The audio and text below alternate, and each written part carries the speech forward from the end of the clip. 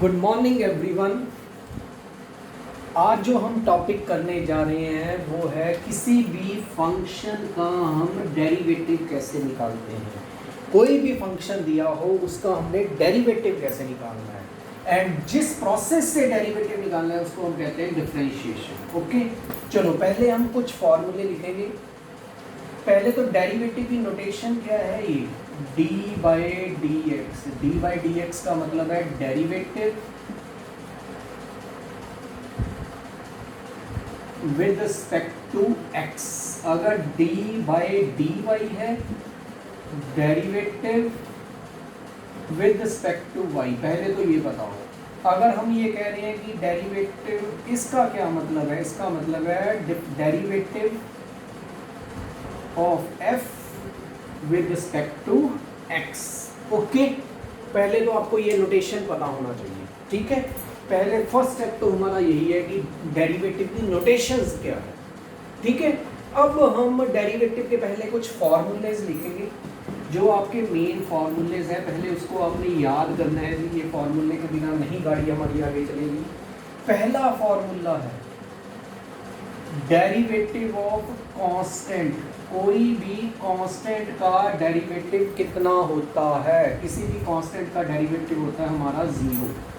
जैसे ये है कांस्टेंट मीन्स 5 का डेरिवेटिव कितना होता है, 7 का डेरिवेटिव कितना होता है, इन सभी का डेरिवेटिव जो मर्जी हो, 0 का डेरिवेटिव, जो भी कांस्टेंट है उसका डेरिवेटिव 0 होता है। That's it. Second formula derivative of x raise to power n।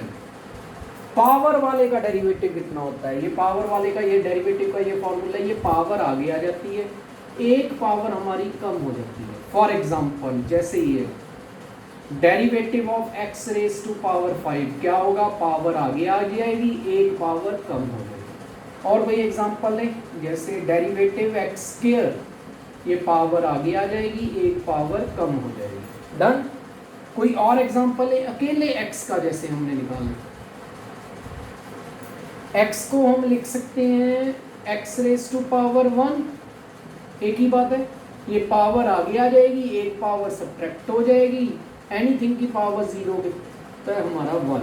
Therefore ये आपने याद ही रखना है, अकेले x का डेरिवेटिव हमारा 1 होता है। ओके, एज इट इज एक और एग्जांपल लेते हैं, उससे ज़्यादा आपको क्लियर हो जाएगा। दैट इज डेरिवेटिव ऑफ, जैसे सपोज कर लीजिए इसका डेरिवेटिव निकालना है,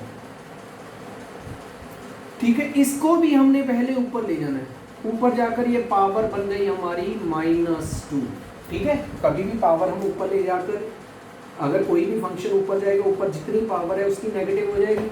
अब यहाँ पे वही फॉर्मूला, पावर आगे आ जाएगी, एक पावर सब्ट्रैक्ट हो जाएगी, ये बन जाएगा हमारा x रेज टू पावर -3। किसी की भी पावर को कभी नेगेटिव नहीं लिखना, ये नीचे जाकर ये पावर पॉजिटिव हो जाएगी। This is the derivative of 1/x²। Done. एक और इसमें एग्जांपल लेते हैं, जैसे सपोज कर लीजिए डेरिवेटिव ऑफ 1/x का क्या डेरिवेटिव होगा। इसमें भी हमने यहाँ पे देखिए, यहाँ पे पावर 1 है, इसको भी पहले ऊपर ले गए हैं, ऊपर जाकर पावर बनी -1, ठीक है जी। अब यहाँ पे भी यही पावर आगे आई, एक पावर सब्ट्रैक्ट हो गई, ठीक है। अब ये क्या बना, x रेज टू पावर -2। अब कभी भी पावर नेगेटिव नहीं होती, ये नीचे जाके पावर पॉजिटिव हो जाएगी। This is our required derivative of 1/x। देखो ये फॉर्मूला आपने याद रखना है जी। एक ये फॉर्मूला, 3 फॉर्मूले हो गए। First formula derivative of constant 0 होता है। Second formula derivative of x raise to power का डेरिवेटिव ये होता है। Third formula derivative of 1/x ये होता है। Fourth formula derivative of 1/x is equal to -1/x²। देखो पहले यहाँ तक क्लियर है सभी को, कोई डाउट कहीं पे भी? फिफ्थ फॉर्मूला,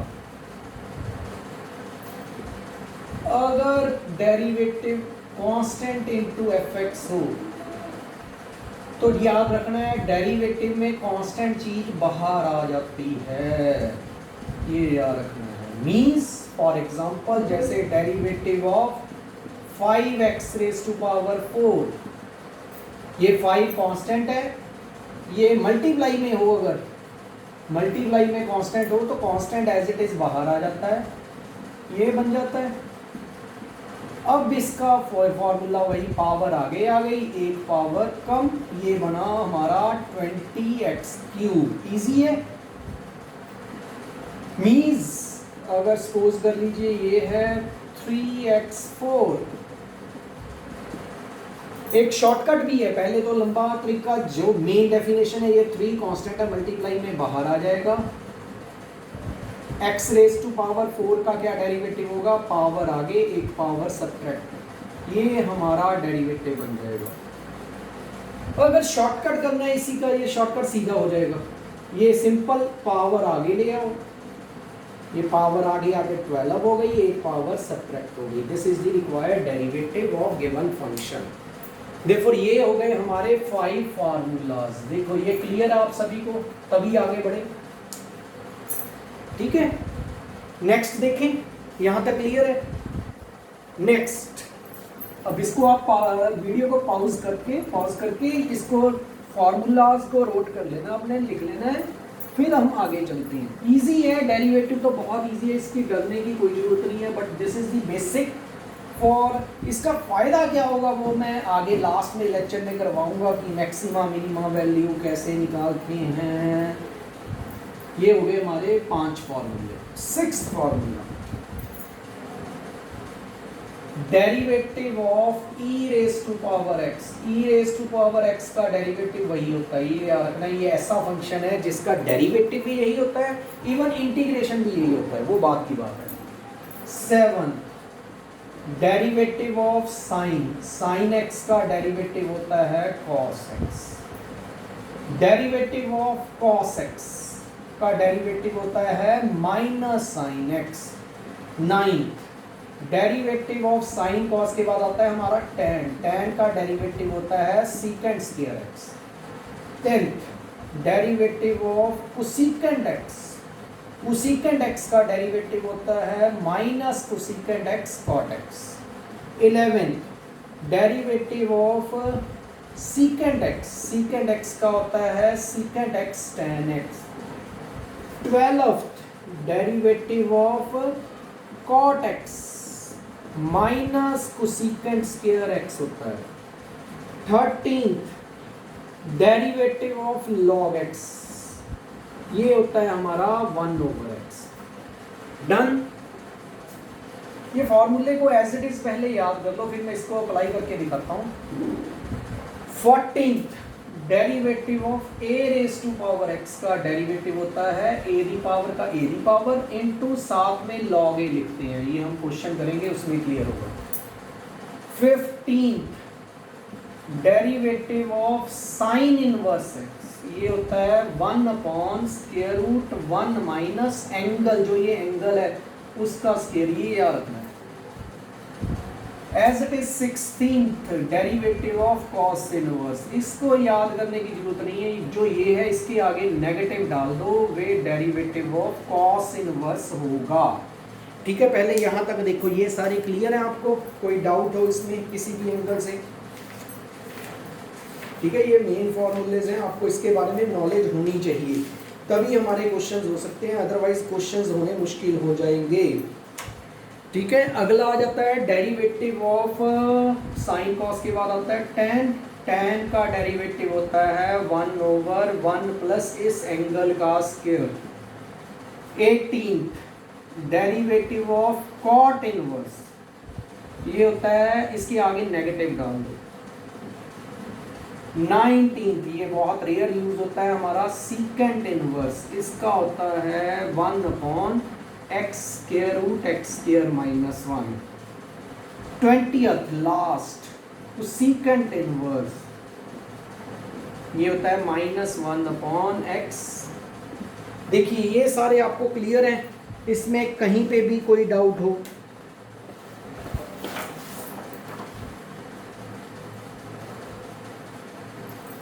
अब हम क्वेश्चंस करते हैं, उससे ज़्यादा क्लियर हो जाएगा, इसको अच्छी तरह से कर लेना है। इसमें से एक याद कर लो, ये याद कर लो, ये याद रखो, कॉस इनवर्स में इसके आगे नेगेटिव आ जाता है, इन दोनों में से ए भी याद कर लो, ये कर लो, इसके आगे नेगेटिव आ जाएगा, इसमें से इसको याद कर दो, इसके आगे नेगेटिव आ जाएगा। डन। अब देखते हैं हमारे क्वेश्चंस।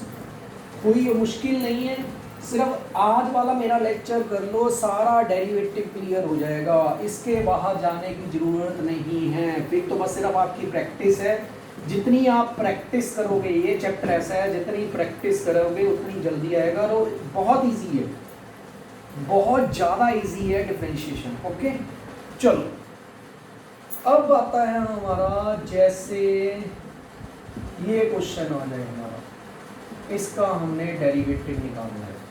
ठीक है, चलो इसको स्टार्ट करते हैं। पहला क्वेश्चन, अब हमेशा याद रखना, अगर डेरिवेटिव के बीच में या तो प्लस हो या माइनस हो, तो डेरिवेटिव का रूल ये कहता है कि डेरिवेटिव हर एक के पास चला जाता है, पहले के पास, दूसरे के पास, तीसरे के पास। ठीक है, अगर बीच में प्लस माइनस है, डेरिवेटिव हर एक के पास चला जाएगा। अब देखिए क्या होगा, पहले का तो हो गया, ये पावर आगे आ गई 2x।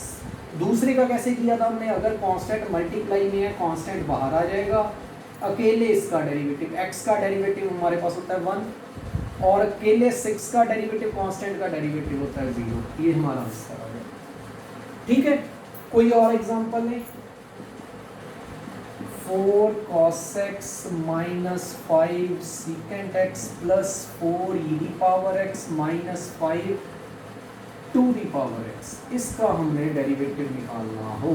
ठीक है, इसमें भी क्योंकि बीच में प्लस माइनस है, डेरिवेटिव हर एक पास के पास चला जाएगा, पहले के पास, फिर ये डेरिवेटिव दूसरे के पास, फिर ये डेरिवेटिव तीसरे के पास, फिर ये डेरिवेटिव फोर्थ वन के पास। ठीक है जी।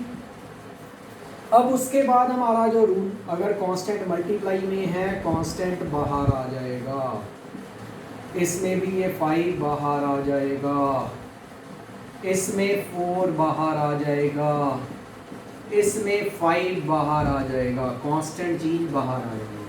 अब यहाँ पे फॉर्मूला लगा दो, कॉस का डेरिवेटिव पीछे लिखाया है हमने, माइनस साइन रखा, -5 सीकेंड का क्या डेरिवेटिव होता है, सीकेंट x tan x, ये भी हमने पीछे लिखा है। 4 e रेज़ टू पावर का, इसमें ध्यान रखना ये पावर आगे नहीं लेकर आनी, e रेज़ टू पावर का सीधा ही फॉर्मूला होता है, e रेज़ टू पावर होता है।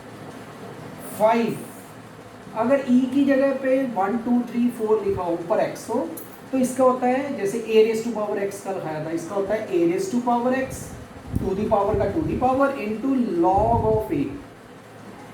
ये हमारा फॉर्मूला है। क्लियर है जी? मतलब अगर बीच में प्लस या माइनस है तो ये मेथड आपने अडॉप्ट करना है। प्लस माइनस में मुश्किल नहीं होता, मेन प्रॉब्लम आती है हमारी मल्टीप्लाई में। चलो वो देखें।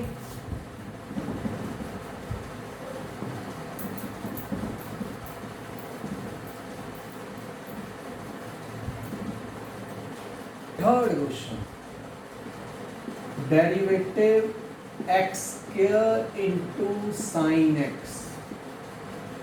अब देखो अगर बीच में प्लस होता तो डेरिवेटिव दोनों तरफ चले जाना। ठीक है, अगर बीच में प्लस है तो डेरिवेटिव ने दोनों तरफ चला जाना, बट यहाँ पे प्लस नहीं है, यहाँ पे मल्टीप्लाई है। तो मल्टीप्लाई में हमारा होता है प्रोडक्ट रूल। वो रूल ये कहता है, प्रोडक्ट रूल होता है, उसमें ये कहते हैं पहले का डेरिवेटिव करना है, second as it is, plus पहला एज इट इज, सेकेंड का डेरिवेटिव। ये फॉर्मूला क्या फॉर्मूला, इसको ऐसे याद रख सकते हैं, u इंटू वी, पहले का derivative, second as it is, plus पहला एज इट इज, सेकेंड का डेरिवेटिव। समझ आई बेटा?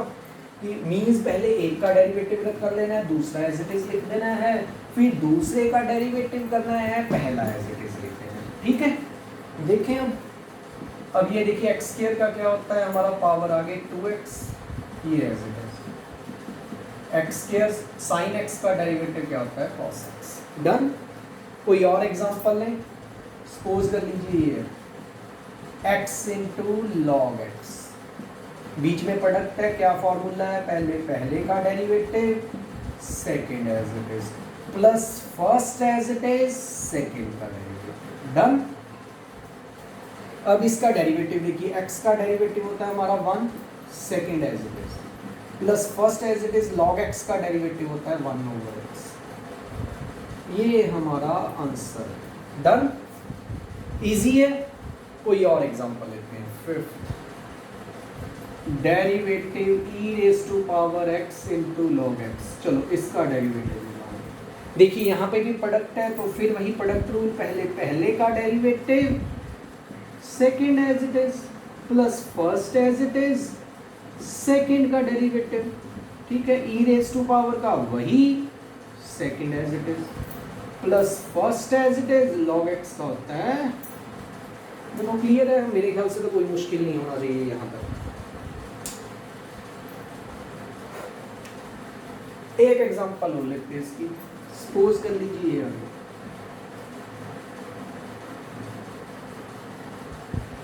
अब इसका डेरिवेटिव निकालना है। इसको करने के दो तरीके हैं।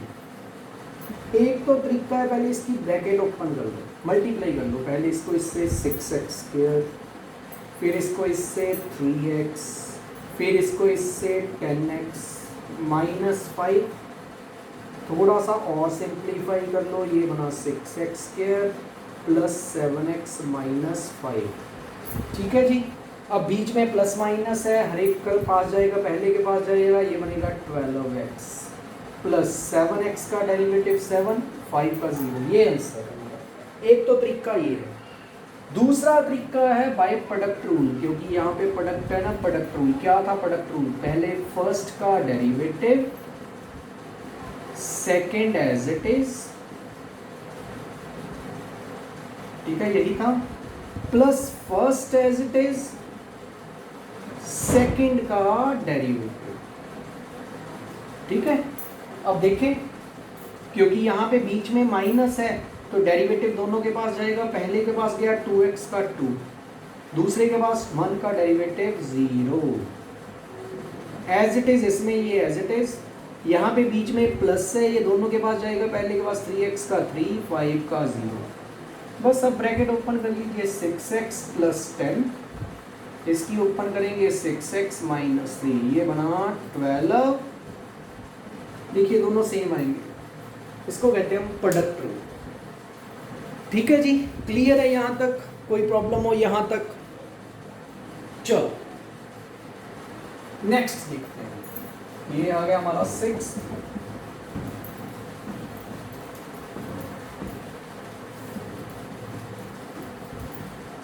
Seventh question.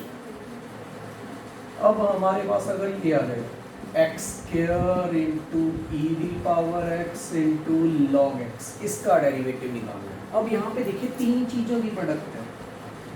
अगर तीन चीज़ों की प्रोडक्ट हो तो ये फॉर्मूला होता है u इंटू वी इंटू डब्ल्यू। वो क्या फॉर्मूला होता है? वो ये होता है कि पहले का डेरिवेटिव निकाल रहे हैं, जो पहला है उसका डेरिवेटिव, बाकी दोनों एज इट इज, प्लस फिर सेकंड का डेरिवेटिव, बाकी दोनों एज इट इज।